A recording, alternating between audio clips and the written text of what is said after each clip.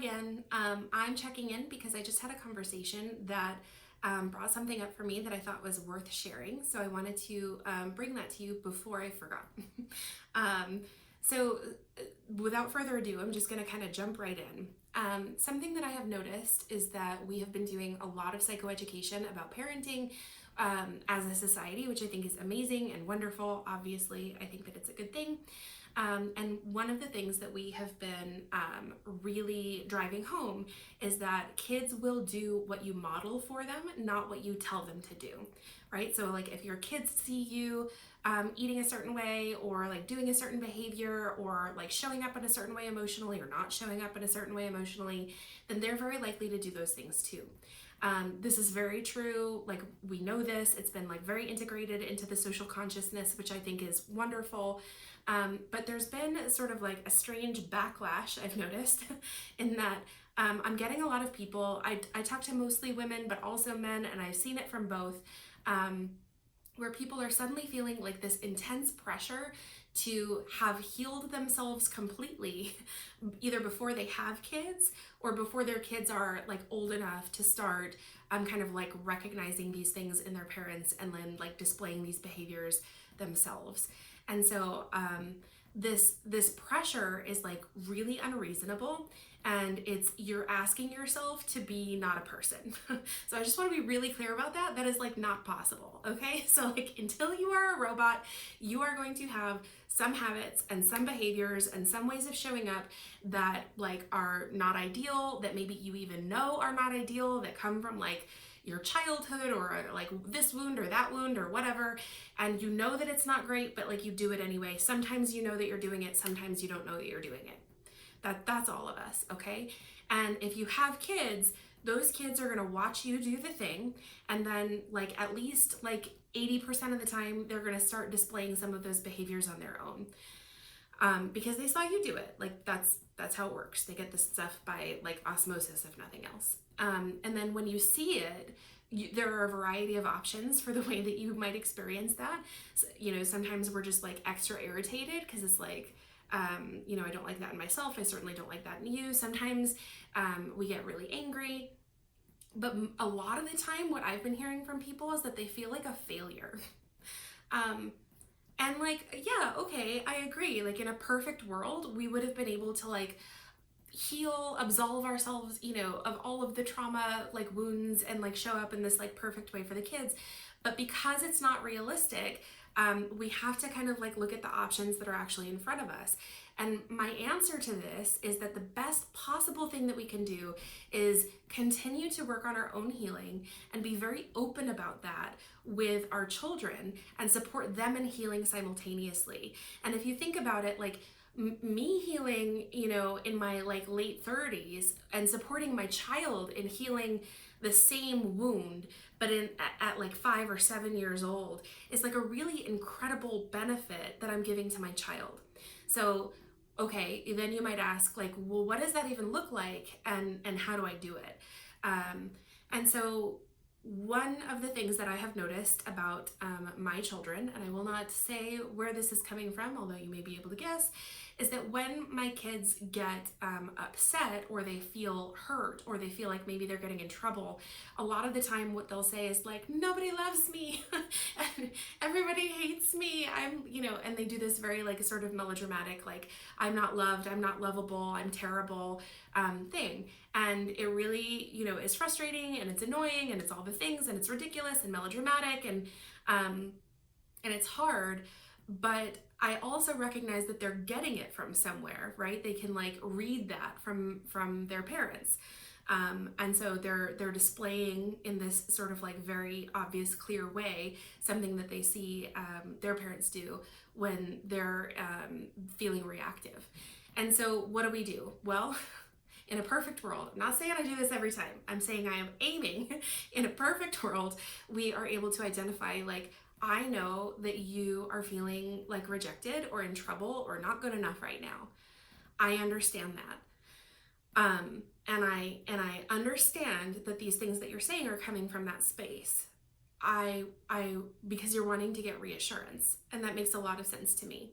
I want you to know that I understand that I do this too, right? So we're putting ourselves on the same level, we're equalizing here. We're identifying like, I'm not saying I'm better than you. I'm not saying that like I, know the best way to show up. I'm saying like, yeah, I know where you got that. That makes sense to me. And also, it's like not the best way to handle these types of situations. And I know that because I know where you got it and I know what it's done to me, right? I know what that's done to relationships. I know what that's done to me internally, and so on and so forth. So again, equalizing, normalizing, and validating and supporting the child in feeling witnessed. Okay, so now we validated, we acknowledged, we whatever. By the way, you may choose not to have this conversation until after the child has calmed down. So like in the middle of the tantrum, not the best time. Wait until they're calmer and you're doing the reconnecting and debriefing. And then what we're gonna do is like support the child in acknowledging like, okay, so I know that I do this. Have you noticed me do this? And a lot of the time you'll get like, yeah. They might say like, no, not really. Either one is fine. It doesn't matter what they say. But now we're gonna empower them. We're gonna empower them to identify like, I've been really working on and would like to continue working on doing this differently and showing up differently in these moments and in these spaces. Do you think you could help me with that? Kids love to help. Can I just kids love to help. They want to be useful. They want to feel powerful. They want to be, they want to be in charge. Being able to tell mom or dad like, hey, you're doing the thing again, is like their dream. So a lot of the time you're going to get a response like, yeah, I would love to help you. That would be wonderful. Which is great. We want that. And then we support them in by giving them the tools to be able to communicate it to us kindly, respectfully, and gently in the moment. So we're basically supporting them, we're inviting them and empowering them to do a call out. So when you notice mommy doing this or daddy doing this or whomever, right, I want you to gently, come up to me close, like put your hand on my elbow and say, hey, mommy, do you remember that conversation that we had about that thing that like I've been doing and that you do? I think you're doing it now, right? Or like, I wonder if you might be doing it now. Just whatever. You give them the language that's going to feel okay to you in the moment. And then it is incumbent upon you to be able to respond appropriately in the moment to the best of your ability, if you're able to do that, right? Which means don't yell at them for that when you're already triggered, which is fun. So you're giving them language to be able to do a gentle and loving call out. What we're doing here is we are supporting them in feeling empowered in their relationship with you. We're supporting them in doing pattern recognition and understanding when this is happening for you and what might trigger this to happen in you. We are supporting them in being able to practice really challenging communication. We're giving them like a guidebook and a modeling, there we go, there it is, a model for really effective, gentle, challenging communication that they're going to use not just in a relationship to you, but also in other relationships. And we're supporting them in being able to know that even as adults, we're continuing to grow and change. Nobody's perfect. It's okay that you're not perfect, but we continue to work on it. We don't just decide like, well, this is how I am, so like I'm going to give up and decide this is what it's going to be. So after you've empowered the child, you've given them like, do you notice that this happens to me? If you do notice, like, what if you were to gently call me out in this way? Okay, great. So what about when I notice that you might be doing it? Can I support you? Can we grow together? Right? So we're like, again, we're joining together. We're trying to support the relationship. We want to empower both. How can then we're going to ask them, because we told them how to show up and hold us accountable in a way that we can hear. Now we're going to say, well, how can I hold you accountable? What can I say to you that's going to indicate that is what's happening in that moment? Or at least that's what I think might be happening. Let them give you the language. 98% of the time they're going to say, oh, no, because they're kids. It's fine. Even adults, we do that too.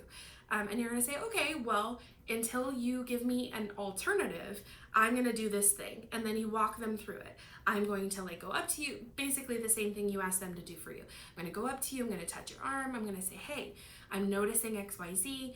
I think that thing might be happening, right?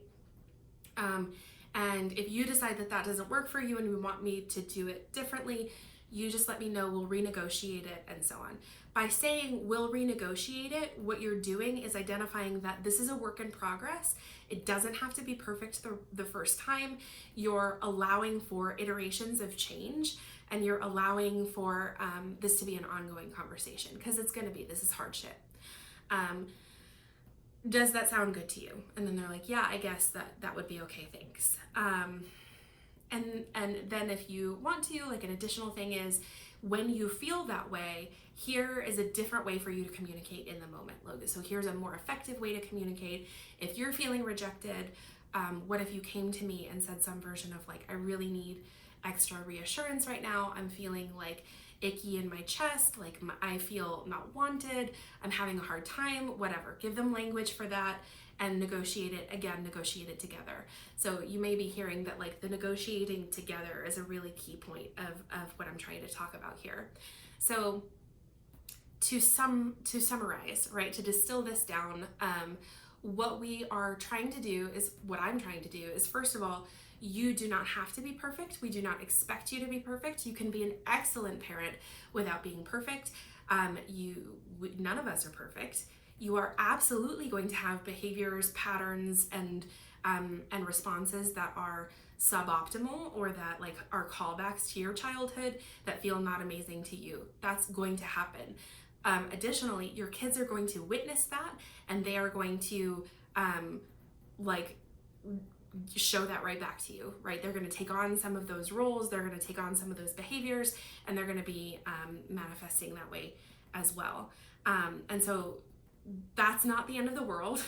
It's okay, it's expected, and it's an opportunity. I'm going to be one of those trite people.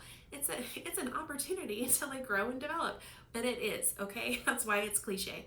So it's an opportunity to teach our children that they don't have to be perfect, that life is a constant process of growing and changing and developing, that they are like, at least in this respect, they're equals with us. We respect them. You know, when we do something wrong, we take accountability for it. We recognize that we're imperfect, and we're teaching them how to show up in a way that we wish we had now when they're like 7. That's amazing, right? It's amazing. And the way that we do this, to break it down into steps, again, just trying to be super clear here, is we state the thing that we think is happening when they're displaying the behavior, or when we're debriefing after the behavior, when they've calmed down. So I think sometimes when you feel not wanted, or when you feel like icky or rejected, then you don't let anybody comfort you, or you get very rejecting, or you start asking for reassurance by saying, you know, so on and so forth. Do you think that might be true? The reason I recognize that is because I think that might be something that I do, you know, and I've noticed that in myself, and I don't like that I do that, and I'd like to work on that too. Can we grow together, right? And then you negotiate ways to support each other by gently, lovingly calling each other out, and that's how we start to change the patterns moving forward. Me in my late 30s, you as an adult, and your child at this like very young and impressionable age. So I hope that was clear. It makes sense in my head. I hope it makes sense to you too. Let me know if you have any questions or thoughts in the comments below. And I hope you're having a good week. Bye.